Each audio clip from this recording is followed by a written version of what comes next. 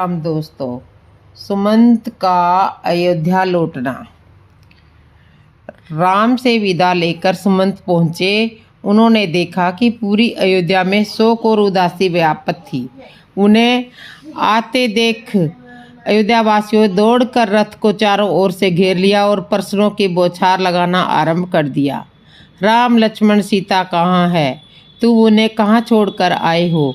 अपने साथ वापस क्यों नहीं लाए? चाह कर भी सुमंत उन्हें धैर्य नहीं बंधा पा रहे थे। उनका कंठ अवरुद्ध हो गया था। उनके नेत्रों से अश्रुधारा प्रवाहित होने लगी। प्रयास करके समय को नियंत्रित किया और लड़खड़ाती वाणी से कहा, गंगा पार के बाद वे पैदल ही आगे चले गए और उन्होंने आदेश पूर्वक रथ को लौटा दिया। सुमंत के मर्म भेदी वचन सुनकर नगरवासी बिलख बिलख कर विलाप करने लगे। देखते देखते सारा बाजार और सभी दुकानें बंद हो गई। लोगों ने छोटी छोटी टोलियां बना ली और शोकाकुल होकर राम के विषय में चर्चा करने लगे। कोई कहता है, राम के बिना अयोध्या सुन्नी हो गई है, हमें भी यह नगर छोड़कर अन्यंतर चले जाना चाहिए। कोई कहता है, राम हमसे पिता की भांति स्नेह करते थे, उनके चले जाने से हम लोग अनाथ हो गए हैं। अन्य कोई कहता है, यह राज्य अब उजड़ गया है, यहाँ रहने का अब कोई अर्थ नहीं है, चलो हम सब भी वन में चलें। कोई महाराज दशरथ की निंदा करता है तो कोई महारानी कैकेयी को दुर्वचन कहता है। सुमंत राजपारासाद के उस श्वेत सवद भवन में जा पहुँचे जहाँ महाराज दशरथ पुत्र वियोग में व्याकुल अर्धमूर्छित अवस्था में पड़े अपने अंतिम श्वासें गिन रहे थे। आशा की कोई धूमिल किरण कभी कभी चमक उठती थी और उन्हें लगता था कि संभव है सुमंत अनुय विनय करके राम को लौटा लाए। संभवत राम न आए, किंतु कदाचित सुमंत सीता को ही वापस ले आए। उसी समय सुमंत ने आकर महाराज के चरण स्पर्श किए और निषाद पूर्ण स्वर में राम को वन में छोड़ आने की सूचना दी। सुनते ही व्याधित महाराज मूर्छित हो गए। संपूर्ण महल में हाहाकार मच गया। महाराज को झकझकोरते हुए कौशल्या ने कहा, हे आर्य पुत्र, आप चुप कैसे हो गए? बात क्यों नहीं करते? अब तो कैकेयी से की हुई आपकी प्रतिज्ञा भी पूरी हो चुकी है, फिर आप दुखी क्यों हैं? महाराज की मूर्छा भंग होने पर वे राम, सीता और लक्ष्मण का स्मरण करके विलाप करने लगे। उन्हें धैर्य बंधाते हुए सुमंत ने हाथ जोड़ करके कहा, कृपा निधान, राम ने आपको प्रणाम करके कहा है कि हम सब कुशल पूर्वक हैं। माता कौशल्या के लिए संदेश दिया है कि वे महाराज की हृदय से सेवा करें और कैकेयी के प्रति हृदय में किसी प्रकार का कलुष न रखें। भरत को भी उन्होंने पिता की आज्ञा का पालन करने का आदेश दिया है। महाराज दशरथ ने गहरी सांस छोड़ते हुए कहा, सुमंत, होनी को कोई नहीं टाल सकता है। इस आयु में मेरे प्रिय पुत्र मुझसे अलग हो गए। इस संसार में इससे बढ़कर भला क्या दुख होगा? कौशल्या कहने लगी, राम, लक्ष्मण और विशेषतः सीता जो सदा सुखपूर्वक महलों में रही है, कैसे वन के कष्टों को सहन कर पाएगी? राजन, आपने ही उन्हें वनवास दिया है। आप जैसा निर्दयी और कोई नहीं हो सकता। यह सब आपने केवल कैकेयी और भरत के सुख के लिए किया है। कौशल्या के इन कठोर वचनों को सुनकर महाराज का हृदय विदीर्ण हो गया। नेत्रों में आंसू भरकर वे बोले, कौशल्य, तुम तो मुझे इस प्रकार मत धिकारो, मैं तुम्हारे आगे हाथ जोड़ता हूँ। दशरथ के इन दीन वचनों को सुनकर कौशल्या का हृदय पानी पानी हो गया और वे रोने लगी।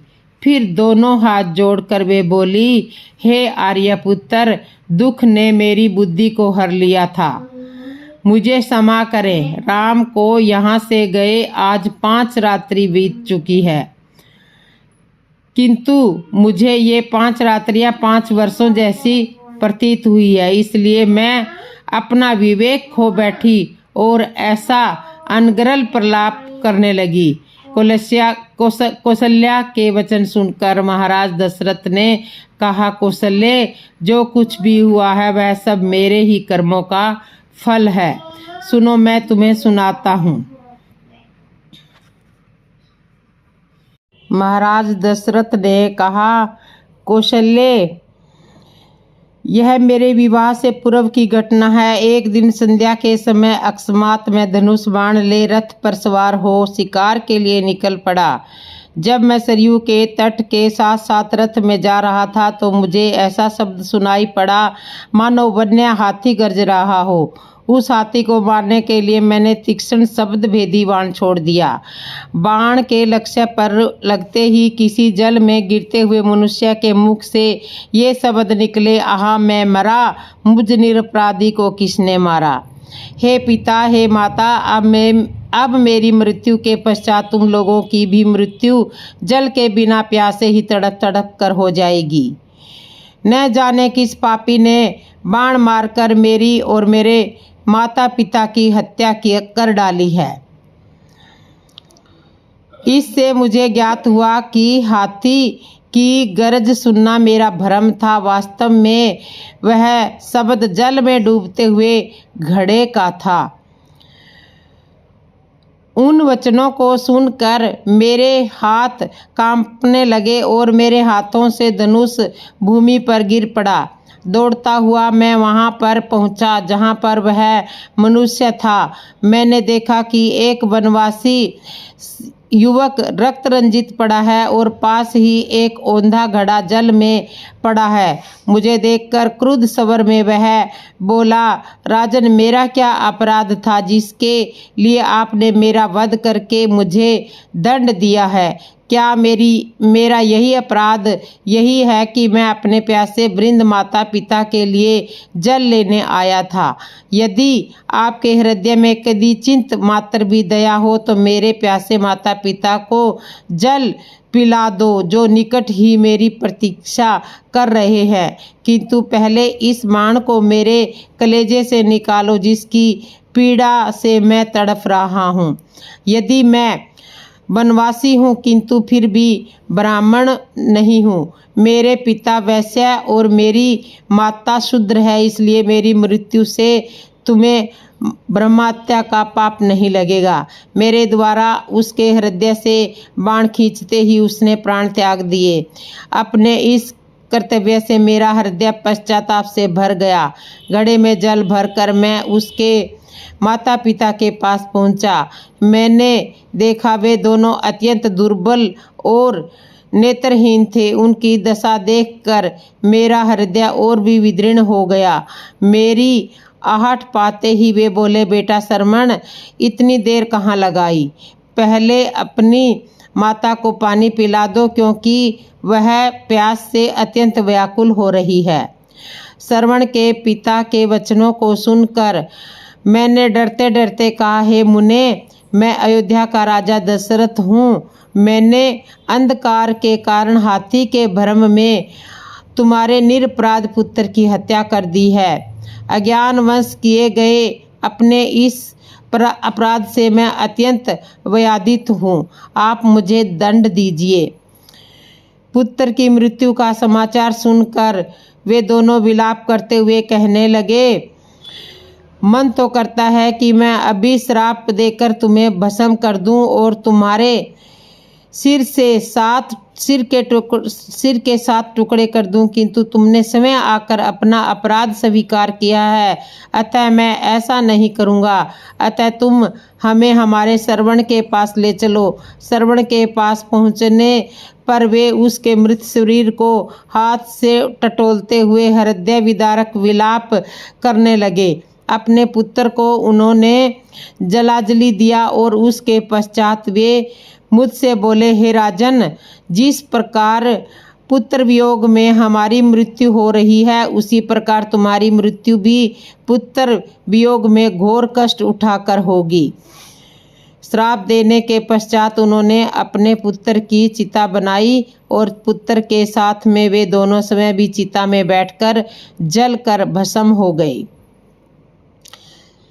कौशल्य, मेरे उस पाप कर्म का दंड आज मुझे प्राप्त हो रहा है।